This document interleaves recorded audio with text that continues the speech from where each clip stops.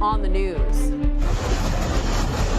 The war in Ukraine intensifies, and the number of casualties on both sides is climbing. This as delegations from Russia and Ukraine meet to try and end the violence. Plus, Russian President Vladimir Putin has visited the Vatican more than almost any other world leader. We'll look back at the time he spent with Pope Francis and the messages the Holy Father shared with him. And during Lent, Catholics abstain from meat, choosing seafood instead. But it comes at a price. Inflation is driving fish prices through the roof. We'll tell you just how much. Plus, the birthday shout-out heard across the nation. A teen on a medical mission at the State of the Union gets the surprise of a lifetime from the president. I'm Christine Persichetti. Current News starts right now.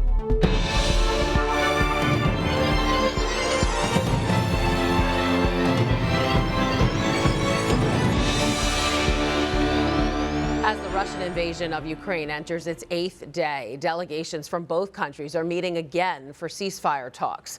Meanwhile, much of Europe is dealing with a massive refugee crisis. Isabel Rosales explains what the EU is doing to help those fleeing the violence.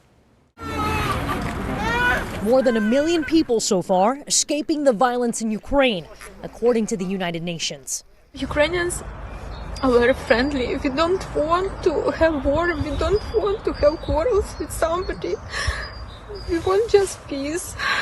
This as Russia continues its assault on key Ukrainian cities. We have continuous shelling for 26 hours. 26 hours they are destroying our city.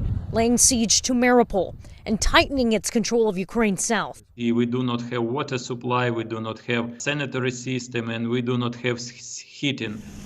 One senior U.S. defense official says Russian forces have shown a willingness to hit civilian infrastructure on purpose. Dozens have been killed, including children and women, and it's a nightmare. Delegations from the two countries meeting again amid the violence. On the agenda, an immediate ceasefire, armistice, and creating humanitarian corridors for the evacuation of civilians. It's awful. We are crying all the time. It's a hard situation. There is no reason for this to be happening right now. The European Union is now offering them temporary protected status. In Washington, Isabel Rosales, Currents News. Meanwhile, the White House is now targeting friends of Vladimir Putin, slapping sanctions on a number of Russian oligarchs.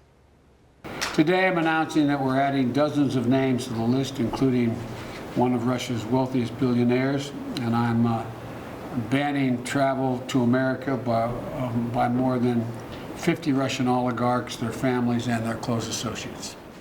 They will be cut off from the U.S. financial system, their assets frozen, and their properties blocked from being used. The U.S. is also sanctioning Putin's spokesman, Dmitry Peskov, who is described as a top purveyor of propaganda.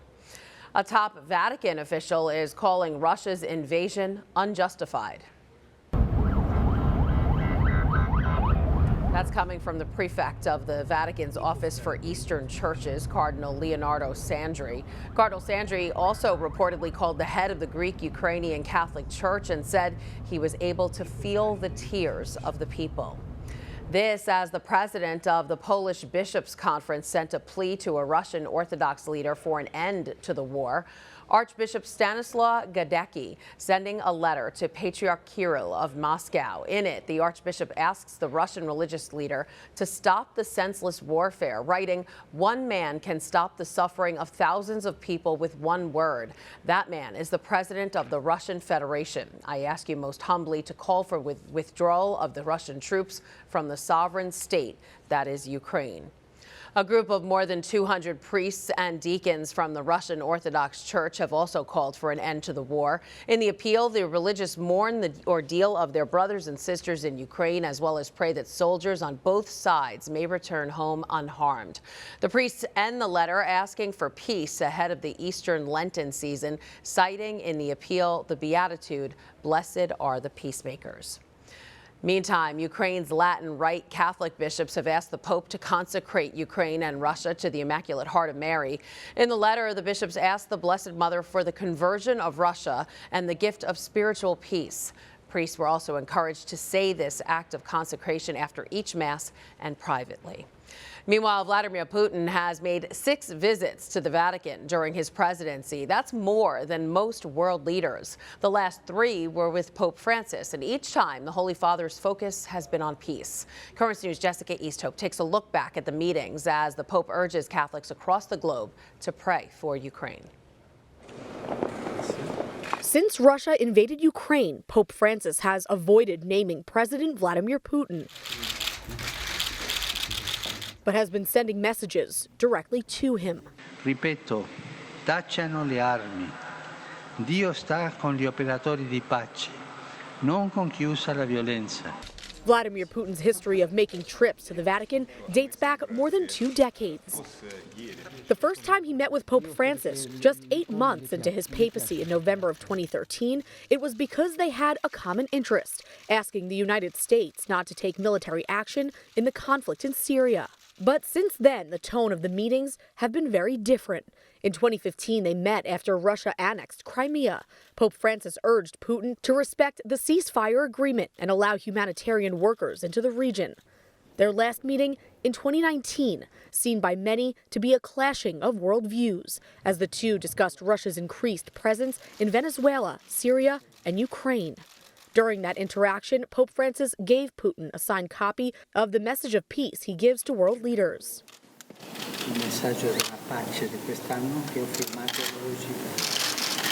And last Friday, Pope Francis made an unprecedented trip to the Russian embassy to the Holy See to express his concern about the war and attempt to make contact with Vladimir Putin's political circles.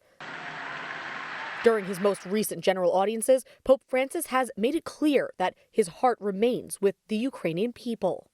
La gente comune è la vera vittima, che paga sulla propria pelle le follie della guerra. And that all those who are watching the conflict unfold should pray for those suffering. Jessica Easthope, Currents News. Pope Francis's help for Ukraine is going beyond words. He's also making a big donation. The pontiff sent medical supplies for Ukrainian refugees Wednesday. The almoner of Papal Charities, Cardinal Konrad Krajewski, delivering the Holy Father's gift of syringes, bandages, and much more to the Basilica of Santa Sofia. The church is the main hub for the Ukrainian Catholic community in Rome and has had vehicles full of supplies waiting to send to the city of Lviv.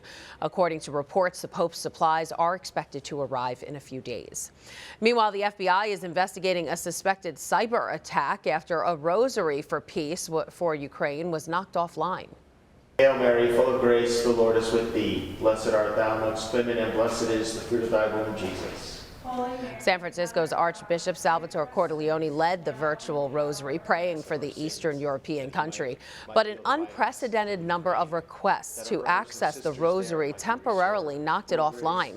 The incident was reported to the authorities, but it didn't stop the Archbishop from finishing the prayer.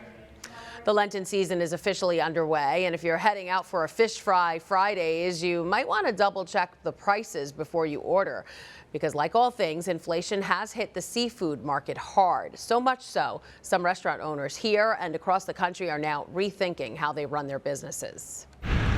Usually we have a line outside the door. So the 3 pounds of shrimp and 3 pounds of crawfish?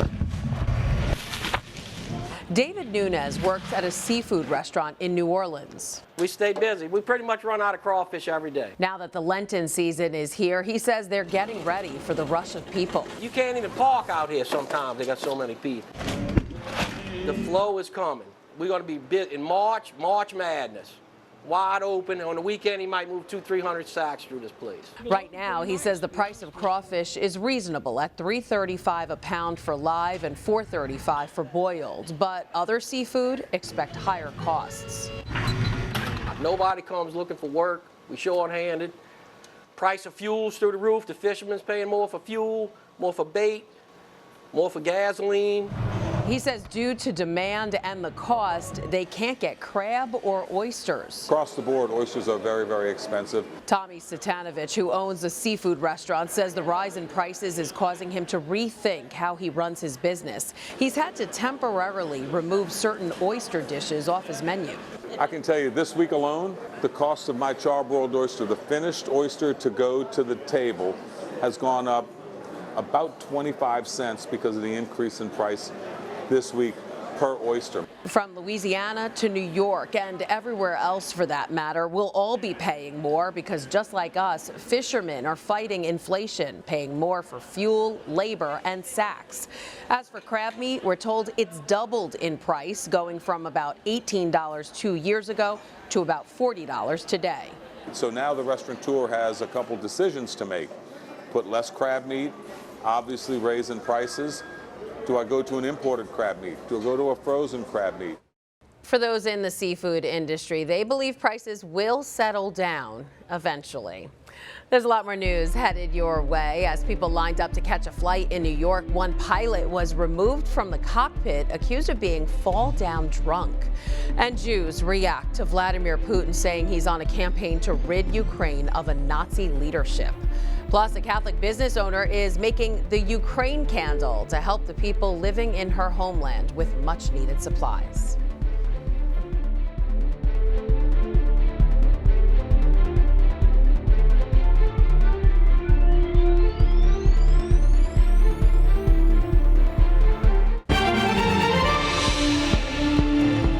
A JetBlue pilot is accused of showing up to work drunk. The pilot was actually pulled from the cockpit of a plane about to head to Florida from Buffalo Niagara International Airport in New York on Wednesday. Officials say when 52-year-old James Clifton was going through security, a TSA agent noticed that he appeared to be intoxicated and called police. They immediately went on the plane, got Mr. Clifton out of the plane, and then gave him a breathalyzer test where it was 0.17 at that time. That's over 4 times the legal limit for pilots. Clifton has been removed from his duties and could now face federal charges.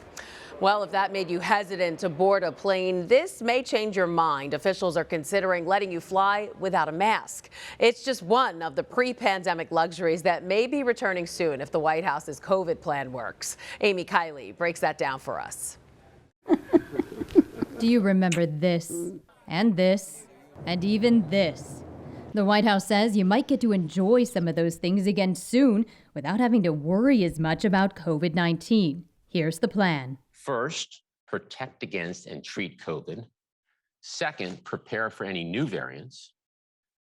Third, prevent economic and school shutdowns. Fourth, vaccinate the world and save lives. Let's break down those 4 items. Some pharmacies are preparing, quote, test to treat initiatives. They'll offer free COVID-19 tests. If you're positive, you'll go home with FDA-authorized antiviral medicine for free. If new variants emerge, we are ready to deploy personnel and resources to quickly update the vaccines. The White House wants you to be able to safely go to work and send your kids to school without shutdowns. And the U.S. continues a push for more COVID vaccinations worldwide. On top of that plan, officials are considering letting you fly without a mask. That mandate expires March 18th. Transportation is another arena where I think a lot of us are looking forward to being able to put so many of these pandemic restrictions behind us. The travel mask mandate might end. When we see those numbers begin to drop to the levels that show that safety can be had, now we all have to get there working together. I'm Amy Kiley reporting. The European Medicines Agency has given the green light for Moderna's coronavirus vaccine for kids ages 6 to 11. The agency says it will give more protection against COVID-19 for children across Europe. It's also recommending booster shots of Pfizer's vaccine for those ages 12 and over. The Moderna vaccine will be a half dose of what's given to teens and adults. Mayor Eric Adams says he will decide by tomorrow if he'll lift the mask mandate for students and staff inside New York City's public schools. He says he'll look at the number of COVID cases and hospitalizations before making his call. He'll also use the same criteria to reach a decision on removing the mandate that requires vaccines for restaurants, gyms, and theaters. A homeless man has been arrested, accused in a one-man crime wave. Police say the 28-year-old attacked 7 Asian women in different Manhattan neighborhoods over a 2-hour period on Sunday. He was caught when guards at a Manhattan library recognized him after seeing this surveillance video and called police. The suspect now faces 7 counts of assault as a hate crime. The NYPD says each attack was unprovoked and that 6 of the women were hit in the face. An officer involved in the shooting of Breonna Taylor has been found not guilty. Former Louisville Metro Police Detective Brett Hankison was charged with 3 counts of felony wanton endangerment after a no-knock warrant 2 years ago went wrong. Hankison's charges didn't involve Taylor's death. He was tried for firing bullets that went into a neighboring apartment. He was the only officer charged in connection to the incident. Russian strikes have continued to impale Ukraine, and one of the most recent targets, a Holocaust memorial. Now Putin is justifying his invasion as a denazification of the country. But as Sam Kiley reports, Ukrainian Jews say they have been flourishing under the country's recent government. Air raid sirens in Uman. Civilians seeking shelter from Russian bombs in what Vladimir Putin says is partly a campaign to rid Ukraine of a Nazi leadership. The absurdity of this claim lost on no one here heading to the basement of a synagogue. The Jewish population of Ukraine has suffered terribly over the last few hundred years. It's had pogroms that have been inflicted on it by the Tsarist regime. It suffered miserably under Stalin, and of course the Jews here were murdered en masse by Hitler. The tomb of Rabbi Nachman of Breslov is a pilgrimage site for thousands of Hasidic Jews and has flourished under Ukraine's recent governments. Now the streets of its Jewish community are almost deserted, the result of Putin's so-called denazification program. A military site in the town was bombed on day 1 of the Russian campaign against Ukraine. Do you think Ukraine has a government of National Socialists, of Nazis? That is what Putin says. No, I think there in Ukraine, you see that Ukraine in the last year, they give us to come to Rabbi Nachman. They don't make us problem. I have been living here for 7 months, and it's been amazing, very loving and very caring to the Jewish people. Putin's called on Ukraine's military to rise against the government, which he says is a gang of drug addicts and neo-Nazis who settled in Kiev and took the entire Ukrainian people hostage. On Tuesday, Russian bombing of Kiev's radio tower also damaged a Holocaust memorial at the Babi Yar, where more than 30,000 people were murdered in 1941. Many tens of thousands were murdered later. Now, Ukraine's Jewish president suggested that Putin is following Hitler's lead. He said this kind of a missile strike demonstrates that for many people in Russia, our Kiev is absolutely alien.